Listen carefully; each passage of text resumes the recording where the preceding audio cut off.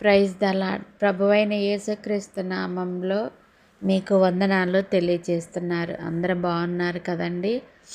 ఈరోజు మన వాక్య ధ్యానాంశము నహూము 1వ అధ్యాయము 13వ వచనము. నీ కట్లను నేను తెంపుదును.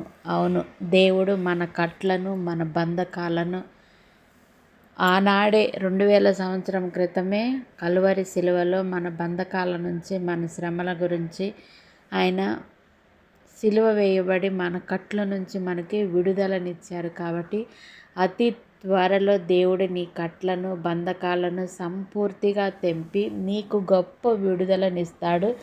నీకున్న ప్రతి బంధకం అనేది తొలగిపోతుంది. అది ఆర్థికంగా అయినా, ఆరోగ్యపరంగా అయినా దేవుడు నిన్ను ఖచ్చితంగా దీవిస్తాడు. దేవుడు నీ కుటుంబాన్ని దీవెనకరంగా మారుస్తాడు. దిగులు పడకండి, ఏ విషయంలోనూ భయపడకండి, విశ్వాసాన్ని కోల్పోవద్దు.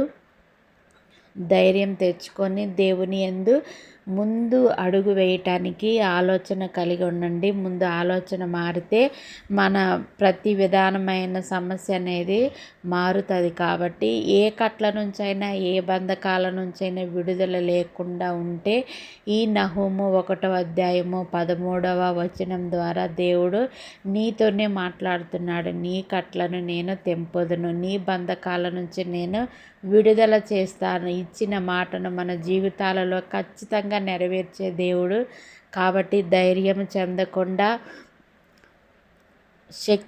శక్తి నింపుకొని, బలము నింపుకొని, యేసయ్య మాటలు హృదయంలో నింపుకొని ప్రతి బంధకాల నుంచి నువ్వు విడుదల పొందాలని యేసయ్య నామం పేరట మీకు విడుదల అనేది ఇస్తున్నాను. ఆమేన్. జరుగునుగాక. ఖచ్చితంగా మీ సమస్యల నుంచి మీకు విడుదలైతే వస్తుంది.